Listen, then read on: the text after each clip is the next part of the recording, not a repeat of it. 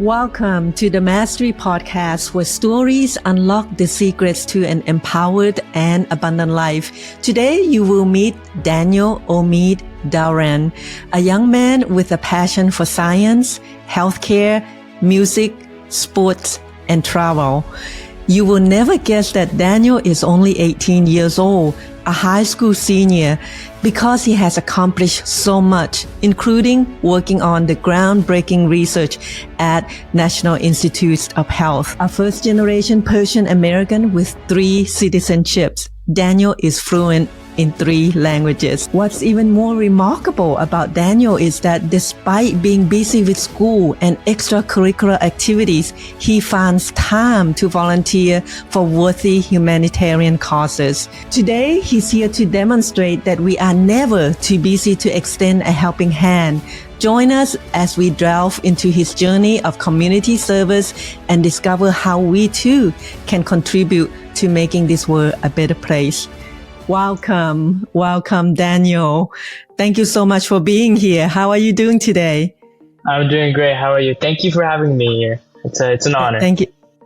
It's an honor for me to interview you. You're an amazing young man and 3 different languages. Oh my gosh, that's amazing. Thank you. And what are those 3 languages that you speak? I know English is one of them. Yeah, so actually English is what I learned at school. English and Spanish is what I learned through school. And Farsi, I'm a Persian American, as you said. So growing up, Farsi was the language in the household, what I would talk to my parents and my grandparents. It was like what I was brought up on. So learning English and Spanish at school wasn't as hard because I already have one language under my belt. Nice. I think a lot of young people can learn from you because most of young people in America only speak one language, right? And you speak 3 different languages. That's great. That's awesome. Now you also are a very good student in school. And what is your why? What make you want to pursue what you do? So actually, I wasn't such a great student off the bat. So growing up, of course, I had Middle Eastern parents who were tight on my studies. So of course, I had a great base. So that's what I owe my parents to, a great base of foundational education. But really, what made me make the switch of becoming an even better student was switching into public school, being surrounded by more people that were like me, more people who had the vision, more people who had the passion like me to really put in that work and get in those results. So that's the reason I have my why. I mean, hard work is hard work. So I feel like putting that hard work into something you truly are passionate about will yield better results. So that's my why, is why I try hard in school. Nice. And with our pre-interview conversation, you also say something about your parents sacrificed a lot moving here from their the country that they grew up in, right? And what they know to give you a better life, and you want to kind of give back, and I think that's very admirable for and any children to have that gratefulness for their parents. And I admire you for that. Yeah, I feel like I owe a lot to my parents because it's not easy being a teenager, especially my father. He fought in the war in Iran as the same age as me. He was 18, 19 years old, and he was forced to be drafted into the military and fight. And then with $500 in his pocket, come into the United States and work 3 jobs, go get a degree. And then he met my mom, who didn't come into the U.S. for a while because she couldn't get that visa to the U.S. So she actually lived in Canada and then moved to the U.S. shortly after. But I feel like for me, as I consider myself as privileged because I have never faced those obstacles in my past. I always come home. I have a decent money and have a roof over my head and food on the table. So I feel like giving that to my parents, showing the hard work that they put in, that I can equally represent, is something that I live by. Nice. Your parent did something great, raising you. You turned out to be an amazing, young man and a great example for not just kids your age, not just young people your age, but older adults as well. Now, you are involved in like a zillion different organizations. Today, we're going to talk about 4 of them.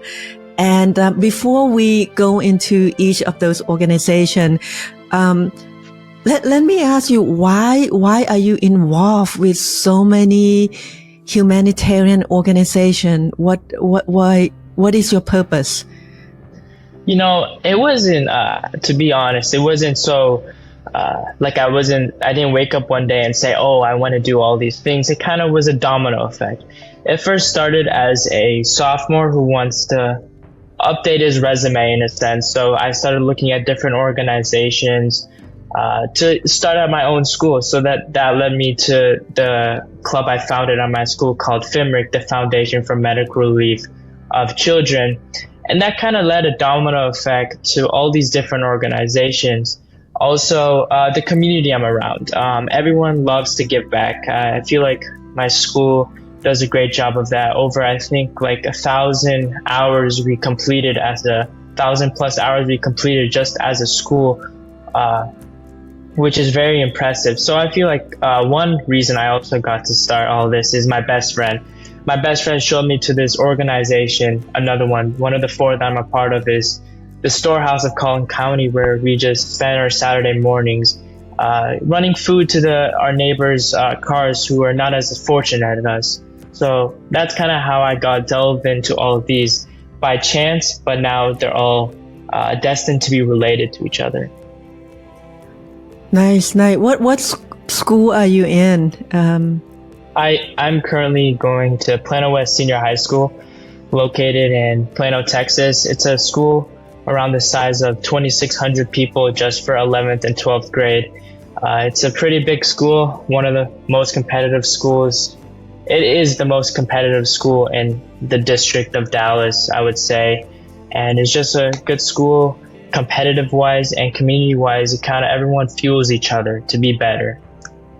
Nice. Must be a great school to go to. Now, let's talk about the organization that you are involved with. First one we're going to talk about is the FIMRC.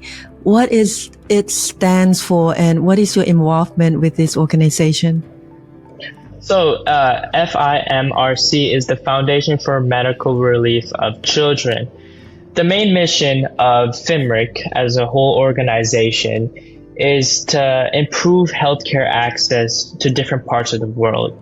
And it goes off 3 pillars. It has the pillars of access, education, and advocacy. So those 3 pillars are what kind of we stand for as a club. What we strive for is to raise awareness. I feel like in this world, this day and age, so with social media, to the power of the internet, to AI, I feel like the internet is one of the biggest things in the world right now, and advocacy can be easily relayed through all of that. So advocacy is one of our main things, making people aware of the situations that are happening. Let me give you an example. Last year, we fundraised for Uganda, a village in Uganda, Buda, Uganda, and our main mission was to just raise awareness for all the problems that they have here, but that we don't have here, as we are more fortunate in a first world country. But mainly to send money to them. We sent $250 and we bought them equipment cards. As one might say that $250 is not enough to help, at least it's some access to give to them, more awareness to my school.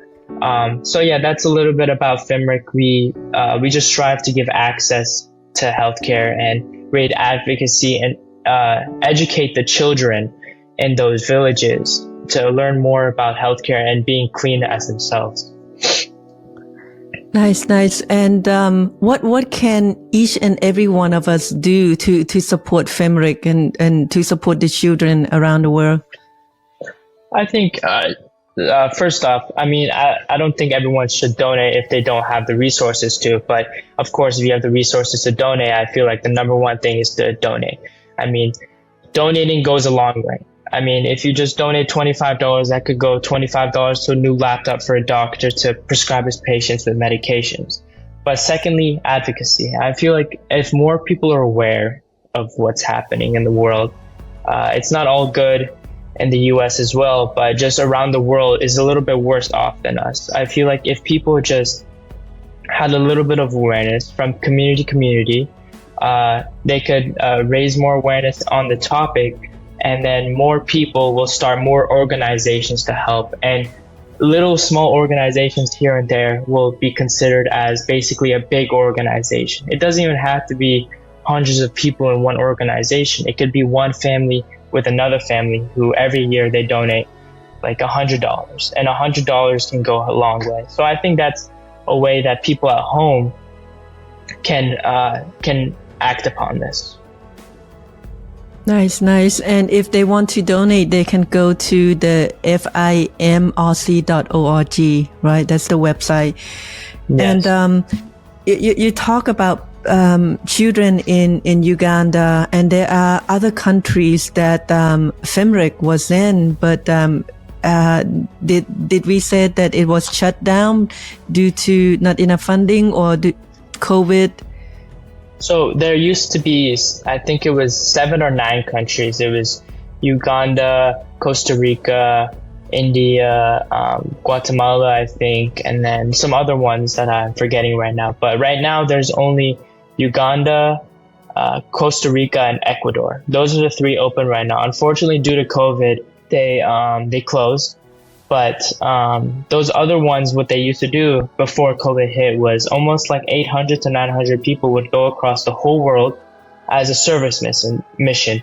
They would pay around like $900 and go for a summer, and they would just be a helping hand for it to be educating kids on what math is, how to tie your shoes, how to be sanitized properly, as those things might seem simple here, but a simple little bit of awareness in those villages can go a long way as well.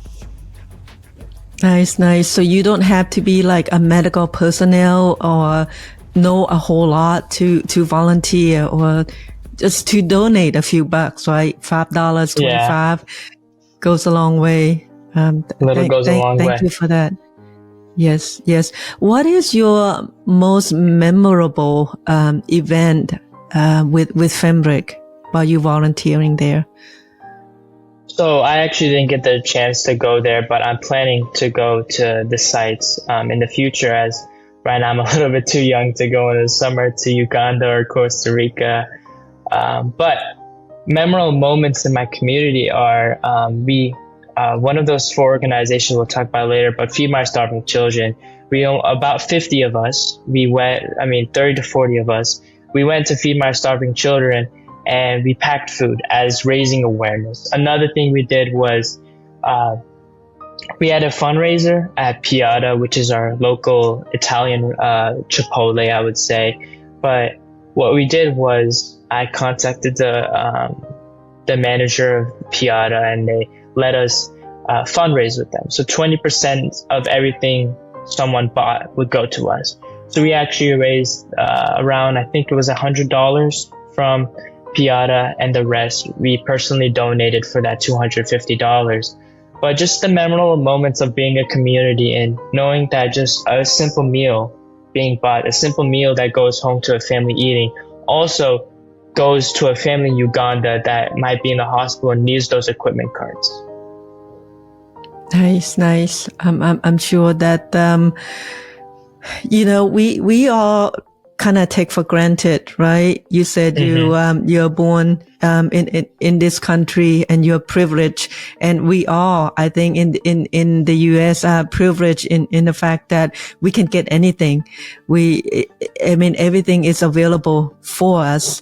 And sometimes we forget to be grateful for that. And we forget that there are others that may need our help and support, and a little help goes a long way.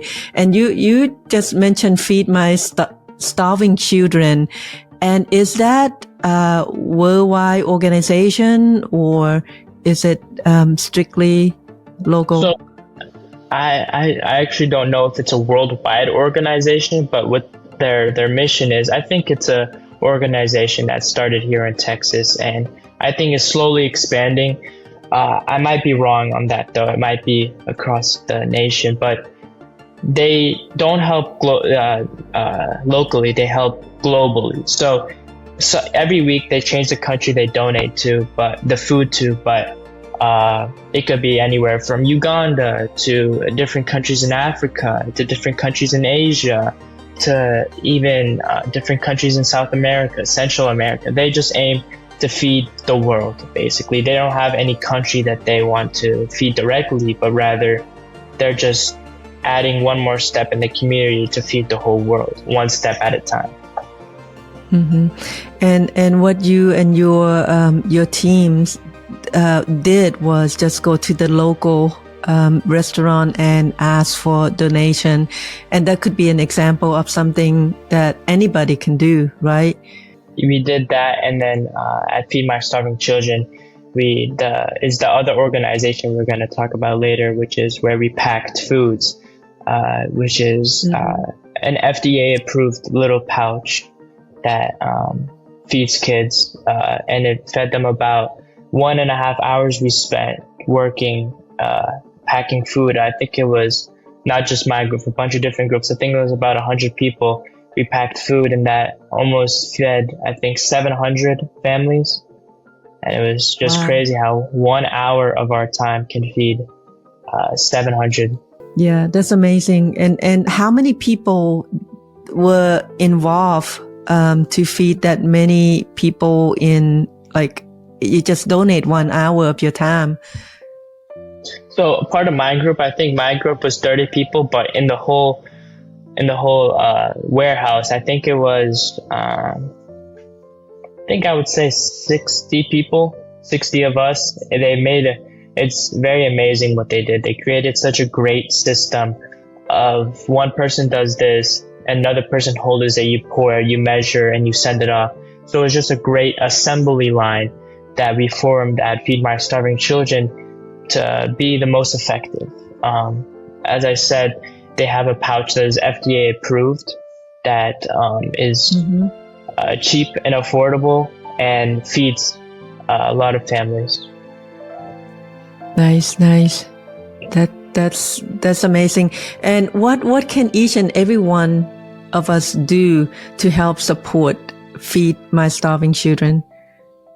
So equivalent to the FIMRIC, they have their website where they can donate money at Feed My Starving Children on their website. But I think people can just raise awareness for the cause of global hunger. I think there might not be a Feed My Starving Children in every state, but there is local organizations that they maybe raise money to send to different countries rather than packing food.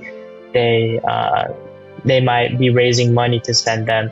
So I think the number one thing is awareness, to know that there are organizations like Feed My Starving Children. So maybe someone my age or someone way older than me has a spark in interest that, oh my God, there is something like this. I need to start one of these. Just a spark in realization that maybe I need to give my helping hand. Maybe I need to give my time for 1 hour each day to start an organization like this. Nice. Thank you. That's amazing what you guys do over there. And another organization that you involved with is Love Packs. Tell me a little bit about what Love Packs stands for and what is your involvement with this organization. So Love Packs is a more local organization. It's just based in our community. This is the Plano Love Packs that I volunteered at. It's actually, it's locally for my school ISD, but there are for different ISDs over the DFW Metroplex and I think over Texas. But Love Packs is a more local organization that, as you can tell from the name, Love Packs. So you pack these boxes full of food with your love and your time to these kids who are not as fortunate to have a meal at their table at home. So it was during the COVID era where there weren't parents had to work, so kids were at home by themselves. So Love Packs decided to create boxes that were easy for kids to make at home for their own food. So basically what you do is, I think it's on Saturdays or whatever day you go on, and you go there, group around 15 people. That's what I went with my group, 15 people.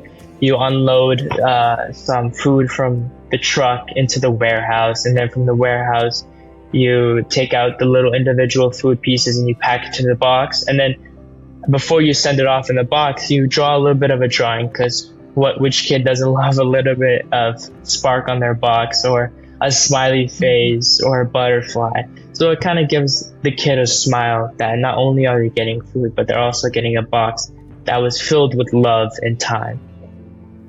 Nice. That's such a great idea. I mean, if I was a kid, to receive a box like that would just make my day, right? Yeah. And even for me now, a smiley face is nice. My son would come in the room and he give me a smiley face on my whiteboard here. And I was like, oh, that makes me smile. That's amazing. That's a great idea. Whoever come up with that idea. And, what can we do to support Love Packs?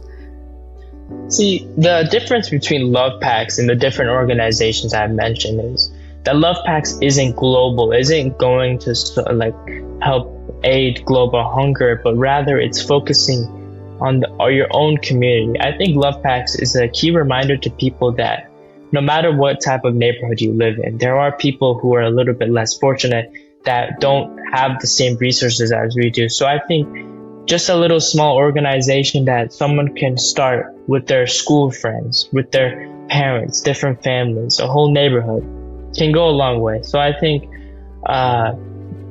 doing that can just go into making your community more than just neighbors and friends and people, but rather a family in it all together. There's no one excluded, or everyone's together as a family and helping. And honestly, another reason why I volunteer is because of how fun it is.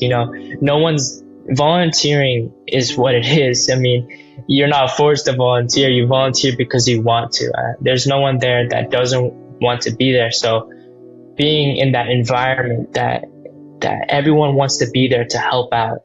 No money goes to the people volunteering. I mean, the only advantage you gain is that you get a smile on your face for helping people, and you put a smile on other people's face. I think that's the biggest thing, and that's the reason of why I do it, because I just love being around people. I'm a big people person. People, you can never not gain a different perspective from someone else. Everyone has something else to offer that you haven't seen before. I think that's the biggest thing that I live by, that no matter if you meet so many thousands of people, the next day you can meet someone that's completely different, that has a different perspective, that can spark a new ignition in your life.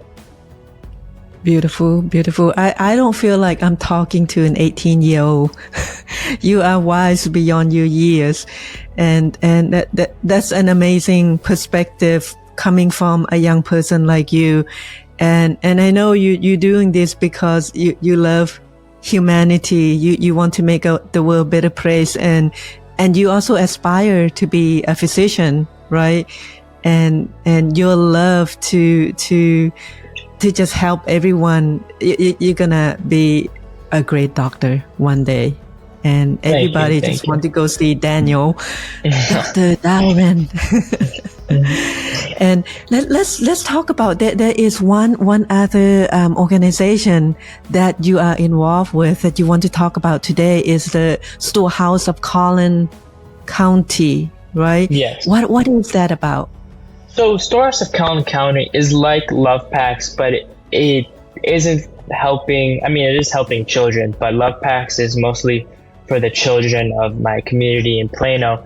But Storehouse it's grown over the years. That's the organization that my best friend introduced me to. So that's the one that I feel like the most involved with, in the sense of the one that I go and volunteer the most.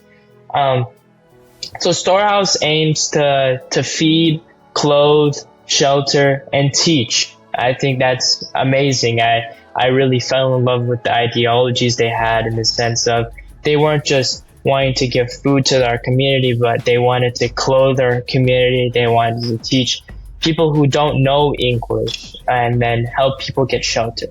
So going through the Storehouse in a quick snapshot of what it is food wise, it's called Seven Loaves Food Pantry. And what we do is on Saturdays, Thursdays, they have food distribution times where people in the community who need food come, and students like me. It's a very student and parents.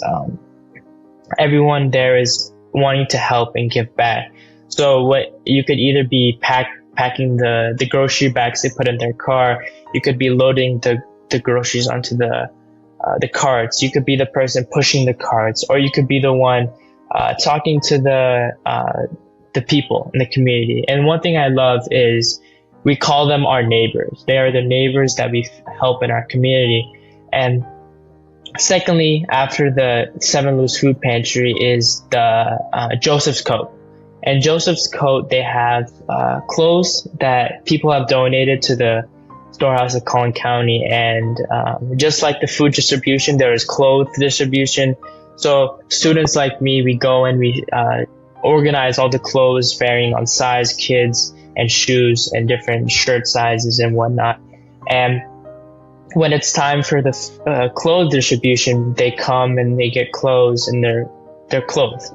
And then next is the Academy at ESL. I feel like this one is the one that I've spent a lot of time in. On Saturdays, I was a teacher assistant who was helping people who speak predominantly Spanish how to speak English, but not the English of grammar and whatnot, but how to talk to people in your community, how to look for jobs, how to talk to people at the grocery store, how do people talk to people at the mail office, everything, all the ranges to help their socially, as they don't know as much English. So, and then lastly is Project Hope, where they aim to give people shelter and help them find a roof over their head. So that's kind of a quick snapshot of what the Storehouse of Collin County is. Wow. They're doing a lot, pretty much everything to help family and children get the support that they need, food, clothing, and shelter. Amazing. And you are involved in all this. Where do you find time? I mean, I think just on Saturdays, of course, it's good to wake up on Saturday at like 11 a.m., 10 a.m. to have a little bit of a break. But during the school year, I found it more rewarding to wake up and help people, because my friends would go as well. My best friend who introduced me to it, me and him would go a lot, and it's just fun. You talk to people who speak Spanish, you get to use your Spanish. They love messing around with kids, and it's just a fun environment. I think finding 3 hours out of a week isn't too hard. I think 3 hours, even if it's 2 hours, 1 hour out of your week. I feel like social media is draining people nowadays, in the sense of they just want to sit at home, watch something on a Saturday. But I think just 1 hour, not even every week, but at least once a month, can go a long way, because time is money. I feel like using your time wisely is very important. And no one's perfect, so no one can use their time wisely all the time. I'm guilty of that. I always have scenarios of where I'm caught wasting time, but life, you live and you learn. So I think I find time in just pushing myself a little bit more, to not have like 10 hours of sleep on Saturday, but rather like 8 hours, and have fun with it. Nice, nice. That's a great advice. And people, one of the excuses that people have is like, I don't have time. It doesn't matter what they want to do. You know, many people want to help, a good cause, right? And they said, I'm too busy. But here you are doing like multiple things. And, you mentioned your best friend quite a few times. And who is your best friend? My best friend's name is Adil. We met sophomore year in a history class. He turned around and we exchanged names, and from there we just had this connection that wasn't a connection that I've had with anyone else. It's a connection of where, as we were growing up basically the same way, but we have the same vision. We have the same passion for what we do. We put, I don't know anyone who works harder than him, and it fuels me to work harder, to be a better person. And we kind of balance each other out by keeping each other's back and keeping each other in check, you know, like brothers. I wouldn't really call him my best friend. I would call him my brother we've helped each other in ways we don't know it. Nice, nice. It's great to have a friend like that. It sounds like he is a lifelong friend, and you guys are good for each other because you support each other to grow in a positive direction. It's amazing. And I wish I can talk to you more. And thank you so much for being here to talk to us and to be a great example and to shed some light on all these different organizations on how we can get involved and stuff. And before we go, Daniel, I know you touched on the part that you said time is money. Is there anything else you want people to take away from this podcast interview? Yeah, number one, time is money. I think I can't stress that enough. I mean, time, there's only 24 hours in a day. I mean, use it to the best of your abilities. It's okay to have a little bit of an off day, but be better the next day. Try to be better the next week, you know. As much as it seems hard, it's better. You're going to have a better life, in my opinion. Next is that everyone deserves a voice and an opportunity. I mean, no one's voice should be shut out. And even if you're shy, even if you don't think you have good social cues, or you don't think you can talk. I mean, you should always express your voice and your opinion. That's why the world is what it is today. I mean, they didn't go by inventing all these things because one person was right and that's what they went by. They went by different voices and different opinions, using each other as a soundboard to go into a better world and a better life. I think that's another thing I want people to take away. And lastly, the one that has a current theme of everything I do is access to healthcare. I think everyone deserves healthcare in the way as if you get a simple scratch that has a chance a little bit deeper than a scratch, I think people should have the access to healthcare to clean it, to be treated not with antibiotics and whatnot, but just for it to be clean so it doesn't lead to infection and sepsis. So I feel like if we all put a little bit of effort to help the access to healthcare, not just only around the world where third world countries don't have it, but rather in our own community. I know there in downtown Dallas isn't as fortunate. So people who, for say, get shot aren't good. The number one thing isn't going to be to go to the hospital because they don't have insurance. That's the problem right now. So I think raising awareness, slowly but surely, things will get a little bit better. So those are the three things I wanted people to take away from this conversation. Beautiful, beautiful. Great advice. Thank you so much, Daniel. Thank you for your time. And thank you, our listener, and for those who are watching on YouTube for sticking us until the end here. Daniel, you're amazing person. And thank you so much for being here. And good luck in medical school. And I know you have many schools to choose from, I'm sure. And thank you so much. I appreciate you being here. And time is money. And I appreciate your time. Thank you. Thank you for having me.